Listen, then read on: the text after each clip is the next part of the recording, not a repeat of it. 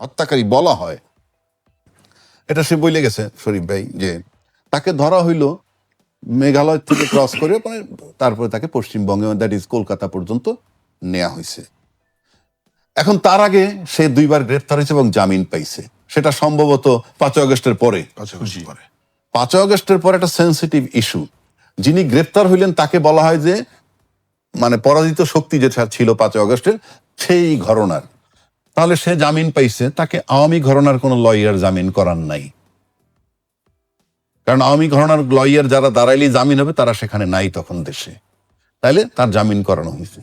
যারা জামিন করানো হয়েছে সে যদি শুধু প্রফেশনাল দায়িত্বে কইরা থাকেন সেটা এক কথা, আর যদি সে তো আর্মস সহ, তার বিরুদ্ধে আর্মসের মামলা ছিল, সেই অবস্থায় যদি তারপরেও সে জামিন পেয়ে যায়, সেখানে তো বুঝতে হবে তাহলে কি এই জামিনের পিছনে, কারণ সে একটা ক্ষমতাধর আসামি বোঝা যায়।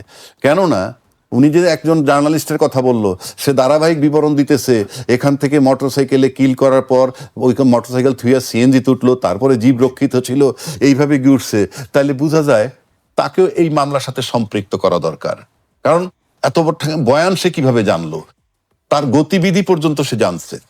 আমরা যেমন লাস্ট সিন অলওয়েজ, যে একজন হত্যাকারীর সাথে লাস্টে কাকে দেখা গেছে, যে অমুকরে দেখা গেছে, আসামি না পাল তার জিজ্ঞাসাবাদ করা হয়।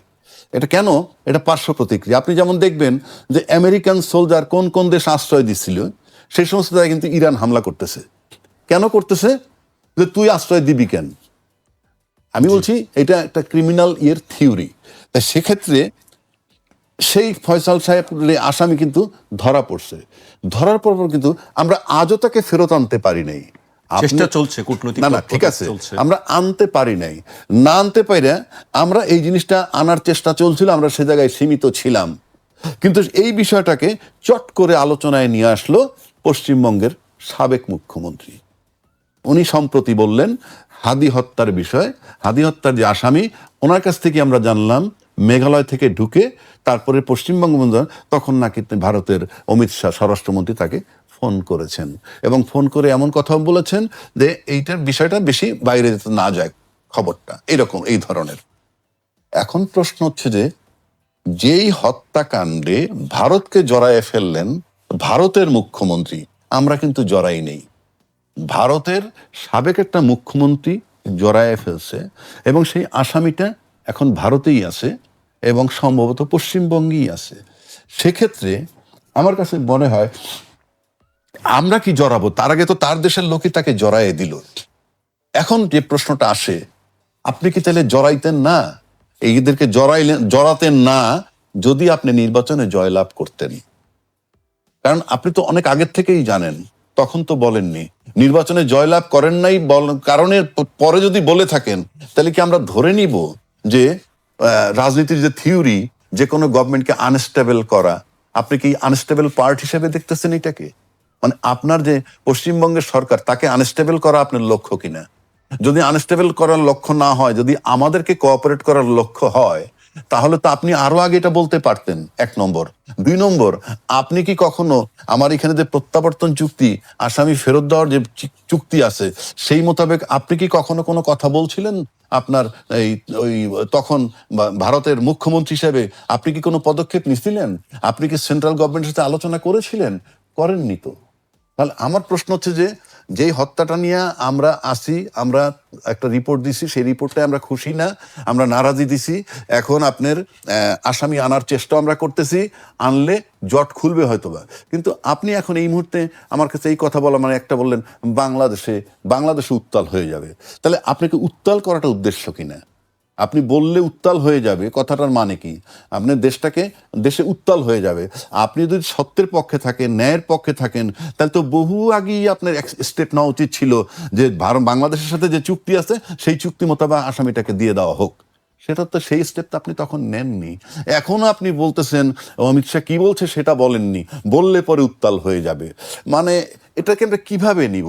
আসলে আমাদের এই আঞ্চলিক রাজনীতি বলেন, আমার দেশের রাজনীতি বলেন, আমরা সব জায়গায় না আস্থাহীনতার জায়গায়। শরীফ ভাই যেটা বলছিলেন যে মমতা ব্যানার্জির স্ট্যান্ডবাজি, এটা কি সেরকম? আমি তো স্ট্যান্ডবাজি কথাটা তুমি বলছিনি তো, একই কথাতে আমি রিপিট না করে আমি একই জিনিস বললাম যে আপনি তখন বললেন না কেন?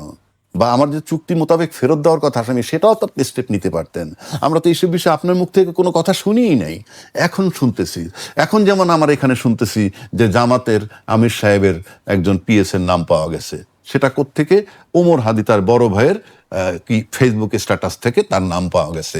এই পাশাপাশি এই বার্তাও আছে যে ঢাকা ৮ আসন যেটা ছিল, সেইখানে সে নির্বাচনের প্রস্তুতি নিতেছিল এবং তার যে একটা জোয়ার হইতেছিল আমরা দেখতেছিলাম, সেখানে অনেকেই সন্দিহান হয়ে গেছে।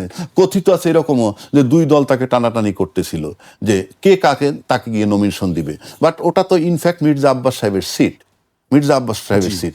এবং তারপর যখন এই টানাটানি একটা কথিত, আমরা দালিলিক ভাবে বলতে পারবো না, কথিত যখন ছিল, প্রমাণ নেই, হ্যাঁ প্রমাণ নেই, কিন্তু কথিত ছিল। তা কথিত থাকলে তখন তীর দিয়ে দিল মির্জা আব্বাসের দিকে। উনি নাম বলেন না, আমি বললাম। এবং মির্জা আব্বাস সাহেব তাকে দেখতে গেছিলেন। যত কথাই বলেন, মির্জা আব্বাস সাহেব তো কাজটা ভালো করছেন, যে একটা লোক হত্যা হয়েছে আমি দেখতে গেছি, কিন্তু আপনারা তাকে দেখতে তো দেনই নাই, উপরন্তু যাচ্ছে তাই ব্যবহার করে তারাই দিচ্ছেন। তাহলে আজকে সেদিন যে মির্জা আব্বাসরে আপনারা ইয়ে করতে চাইছিলেন, সেই জায়গাটা কি আপনারা থাকতে পারলেন? আজকে তো মির্জা আব্বাস ব্যক্তির চেয়ে তো মুখ্যমন্ত্রী, পশ্চিমবঙ্গের মুখ্যমন্ত্রীও তো এটাকে ডাইমেনশন চেঞ্জ করে দিলেন। প্লাস জামাতের আমিরের নাম আসলো। তার মানে কি, এটা একটা নতুন দ্বার, অনেকগুলো ডাইমেনশন ওপেন হয়েছে। সুতরাং এটা তদন্ত করা আর সময় সাপেক্ষ হয়ে গেল এবং এটা একটা জটিল জায়গায় চলে গেল। কারণ আপনি এতগুলো ডাইমেনশন, জামাতের আমিরের ইয়ে পাওয়া গেল, ওমর হাদির বড় ভাইয়ের স্ট্যাটাস, এদিকে মুখ্যমন্ত্রীর বক্তব্য, সব কিছু যদি আপনি মিলান, তাহলে বিষয়টা খুব জটিল একটা জায়গায় আমরা চলে গেলাম। আমার কাছে মনে হয় এটা চলতে থাকুক, তদন্ত চলুক। এই গ্লোবাল ভিলেজ, আজকের যে পলিটিক্স, তাতে আপনি কারোর সাথে বন্ধুত্ব হবে না। কেন হবে না? It's a question of interest. আপনি আপনার দেশের স্বার্থ দেখবেন, স্বার্থ দেখতে হবে, কোনো সন্দেহ নাই। এটা তো কোনো, আর শরীফ ভাই তার স্বার্থ দেখে, আমি আমার স্বার্থ দেখি। কতটুক দেখবো না দেখবো, যতটুক নিলে আমার সাথে শরীফ ভাইয়ের বিবাদ না হয়, যতটুক শরীফ ভাই আমাকে দিলে পরে তার দেশের লোকজনের জন্য ক্ষতি না হয় বা লোকজন তার উপরে বিরূপ না হয়, এই জায়গাটায় আমরা সেট করতে পারি নাই আজকে পর্যন্ত, যে আমরা সেটেলটা কিভাবে করব। এই যে আপনি বলতেছেন যে বর্ডারে লোক জড়ো করতেছে বাংলাদেশের, আচ্ছা তার আগে আসি যে ভারতের সীমান্ত নিয়ে বাংলাদেশের লড়াই। বাংলাদেশের সাথেই ভারতের সীমান্ত নিয়ে লড়াই হবে, এটাই চূড়ান্ত। কেন হবে আমি বলি। উনি পাকিস্তানের বর্ডার বলছে, চায়নার বর্ডারও আছে, আর বাংলাদেশের বর্ডারটা কোথায়? তার পেটের মধ্যে। অর্থাৎ আপনি কল্পনা করেন, যদি ভারত আর বাংলাদেশের ম্যাপটা যদি আমরা একসাথে দেখেন, টোটালটা মিলে যদি একটা হিউম্যান বডি মানে কল্পনা করেন, দেখবেন বাংলাদেশের এটা স্টোমাক। টোটালটা মিলে যদি একটা শার্ট কল্পনা করেন, বাংলাদেশ শার্টের পকেট। আপনি আমাদের বলেন, কোন স্টোমাকের ভিতরে যদি পয়জনাস কিছু হয়, তাহলে পুরো বডিটা কলাপস করে। সেই জন্য তাদের উদ্বিগ্ন হওয়ার কারণ আছে। এটা যেমন তাদের কারণ, একইভাবে তাদেরও ভাবা উচিত যে বাংলাদেশ যদি সত্যিকার অর্থেই পয়জনাস হয়ে যায়, সেটা তাদের জন্য ঝুঁকিপূর্ণ। সুতরাং বাংলাদেশের ভিতরটা এই বর্ডার ইস্যু নিয়ে হোক আর যেভাবেই হোক, যাতে পয়জনাস না হয়, এটা ভাইস ভার্সা দুইটা দেশের খেয়াল রাখা উচিত। এটা কি শুধুই আমি খেয়াল রাখবো? না, অত বড় একটা দেশ, তারও খেয়াল রাখা উচিত। এই কারণে বললাম, আবার যদি করেন বর্ডার ক্রস করে আমি পালাবো, ভারত যদি বর্ডার ক্রস করে পালাইতে চায়, সে পাকিস্তান ঢুকবে, সে চায়না ঢুকবে, সে নেপাল ঢুকবে। বাংলাদেশ যদি বর্ডার ক্রস করে ঢুকে, কোথায় ঢুকবে? শুধুই ভারত, শুধুই ভারত, আর এক পাশে পানি। এই তো সেই কারণে আপনি বাংলাদেশের বর্ডার নিয়ে, বাংলাদেশের বর্ডার নিয়ে খুব চিন্তিত। আমেরিকার পাশে মেক্সিকো থাকে, কানাডা থাকে, তাদের তো প্রবলেম হচ্ছে না। এই যে প্রবলেম হচ্ছে না কেন তাদের, অত বড় একটা পরাশক্তি থাকা সত্ত্বেও আমাদেরকে সেই জায়গাটা রিসার্চ করতে হবে। একইভাবে ভারতেরও গবেষণা করা দরকার, যে আমেরিকার পাশে যদি কানাডা মেক্সিকো থাকতে পারে উইথ দেয়ার ফুল সার্বভৌমত্ব নিয়ে, একইভাবে আমার পেটের মধ্যে বাংলাদেশ থাকবে। বাংলাদেশে তাদের লালন পালন করা দরকার, যে এরা যাতে অন্য কেউ ডিস্টার্ব করতে না পারে। কারণ এইটা যদি পয়জনাস হয়, আমার জন্য খুব ক্ষতিকর। সুতরাং ভারতের তো সবচেয়ে বেশি উচিত বাংলাদেশটাকে পাহারা দেওয়া। এবার আসেন বর্ডার থেকে যে লোক পাঠাবেন, সিএএ ওনারা বানাইছেন, সিটিজেনশিপ অ্যামেন্ডমেন্ট অ্যাক্ট। এখানে কাদেরকে পাঠাবেন? বাংলাদেশিকে, ভারতের নাগরিক নয় এবং অবৈধভাবে বসবাস করছেন বাংলাদেশি। বাংলাদেশি তো আর ভারতের নাগরিক না। যিনি ভারতের যিনি নাগরিক হয়ে গেছেন, হয়েই গেছেন। তার মানে এখন খুঁজে বের করতে হবে বাংলাদেশি ভারতের নাগরিক নয় এবং অবৈধভাবে বসবাস করতেছেন যে বাংলাদেশি তাকে। এখন এই প্রশ্নটা আসলো কেন? এতদিন তো আসে নাই এত কঠিনভাবে।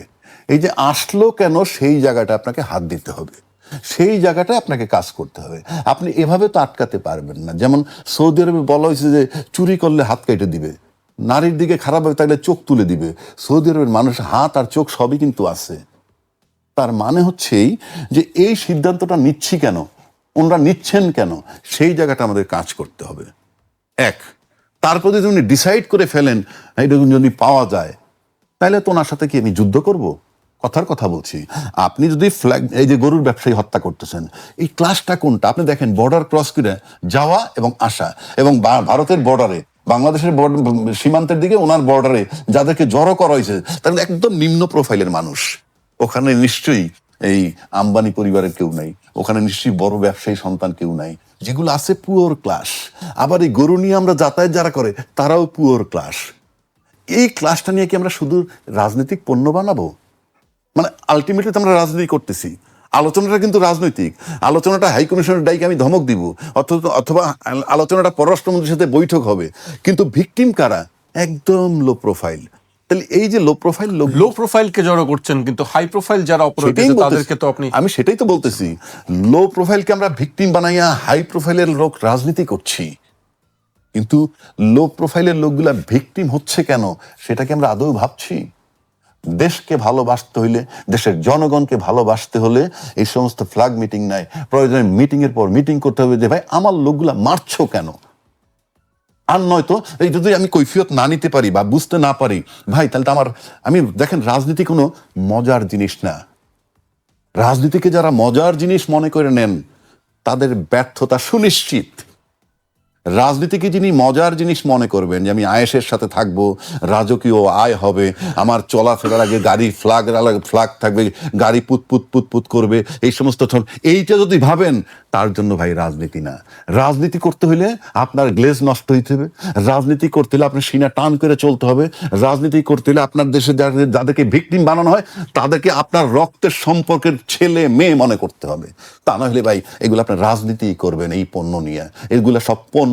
সুতরাং আমার কাছে পরিষ্কার কথা, ভারতের সাথে বারবার বসেন, কি চাই আমরা। কারণ আপনি যত বড় রাজনীতিবিদই হন না কেন, আপনার রাজনীতি দেশের লোকের জন্য। গরুচোরও আপনার দেশের লোক, যে লোকটাকে পাঠাই দিতে চায় সেও আপনার দেশের লোক। আপনাকে ভাই বসতে হবে।